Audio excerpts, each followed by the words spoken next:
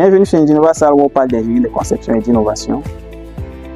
Aujourd'hui, on vous présente une chaîne complète de transformation de manioc, à savoir une râpeuse de manioc, une presse hydraulique à cric, un broyeur à pâte de manioc, un broyeur à sec pour faire de la farine, un déshydrateur et plus tard on vous présentera aussi un torréfacteur de tapioca. Nous allons vous présenter, n'est-ce pas, les différents dérivés qu'on peut avoir dans une chaîne de transformation de manioc. Ensuite, les différents équipements qui rentrent dans celle-ci. Vous pouvez donc, dans une chaîne de manioc, de transformation de manioc comme celle-ci, produire du tapioca, encore appelé gari, de la farine de manioc, des cossettes de manioc. Vous pouvez aussi produire, par exemple, de l'amidon de manioc. Quels sont les différents équipements qui rentrent dans la chaîne de production? Vous avez, n'est-ce pas, ce modèle, pour ceux qui sont abonnés à la chaîne, vous connaissez très bien ce modèle de râpeuse.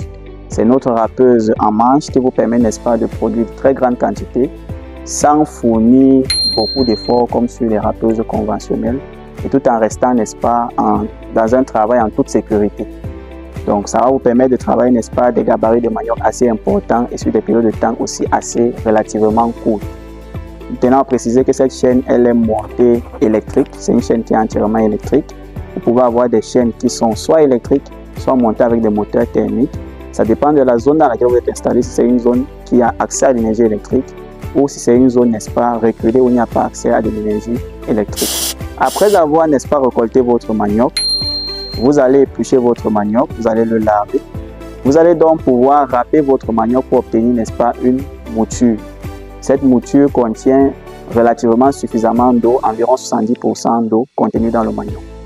Alors, lorsque vous allez donc passer par une presse hydraulique, il sera question de retirer donc cet excédent d'eau dans le manioc.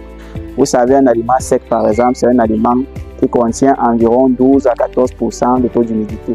Alors il sera question de retirer le maximum d'eau dans ces aliments. Vous pouvez avoir des presses hydrauliques à cric ou des presses hydrauliques à verin.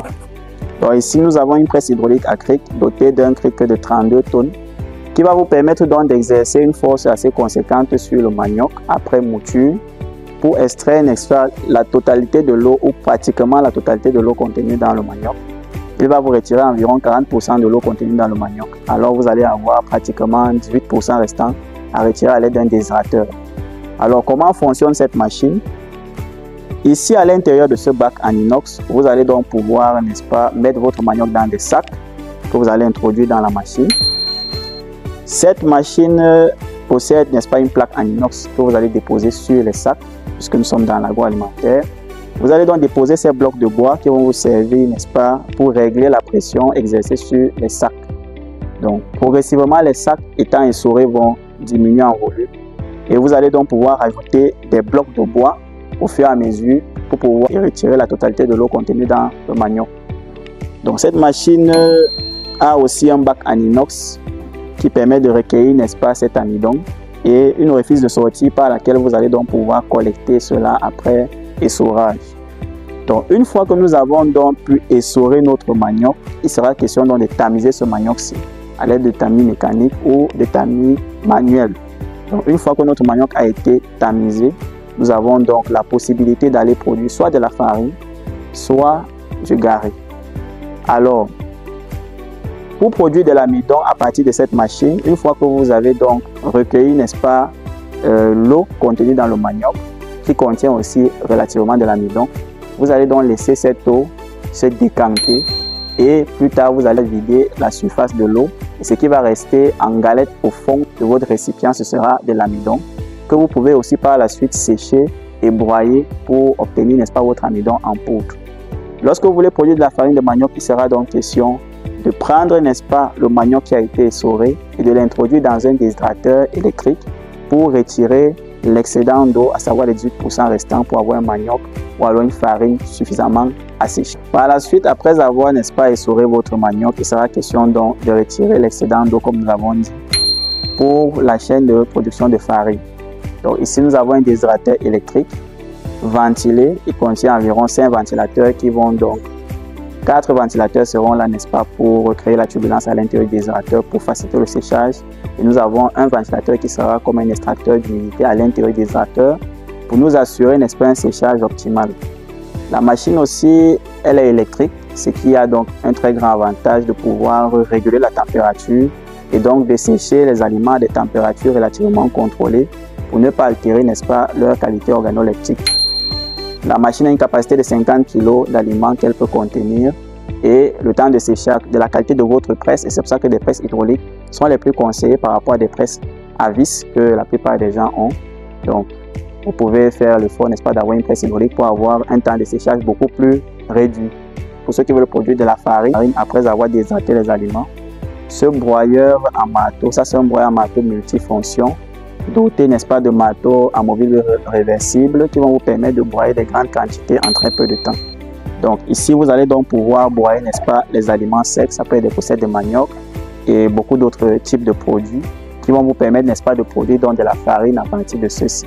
Pour ceux qui veulent produire, par exemple, des bâtons de manioc ou par exemple du foufou, vous avez ce broyeur à pâte de manioc, c'est un broyeur unique qui va vous permettre, n'est-ce pas, de broyer votre manioc que vous avez au préalable fermenté pour produire des bâtons de manioc. Donc, c'est cette machine qui va vous permettre de le faire.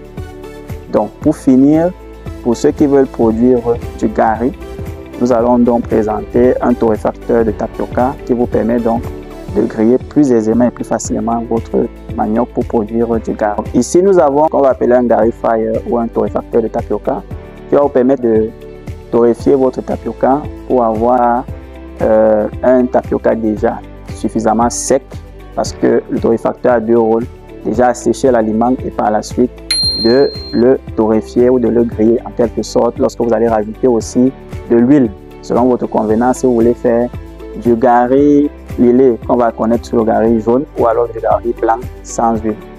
Donc ce torréfacteur principalement il est électrique, il a des bras mélangeurs qui vont vous permettre de faire le mélange progressivement de votre aliment et pour que ça ne puisse pas cramer et donc faire des quantités relativement importantes sur des périodes de temps relativement courtes. Ce que nous allons rappeler sur cette chaîne de production, ça c'est une chaîne de production moyenne de type semi-industriel qui peut vous permettre de traiter environ 2 à 4 tonnes de manioc par jour. Donc pour ceux qui veulent se lancer, n'est-ce pas, dans la transformation du manioc, c'est une très bonne chaîne pour se lancer. Comme nous l'avons rappelé, ça c'est une chaîne qui peut traiter environ 2 à 4 tonnes de manioc par jour. Et donc pour ceux qui veulent se lancer, c'est une très bonne chaîne pour se lancer. Si vous êtes intéressé, n'est-ce pas, par une chaîne comme celle-ci, ou que vous voulez vous lancer dans une quelconque filière en dehors de la filière manioc, n'hésitez pas à nous contacter au contact qui s'affiche à l'écran et on vous dit à très bientôt.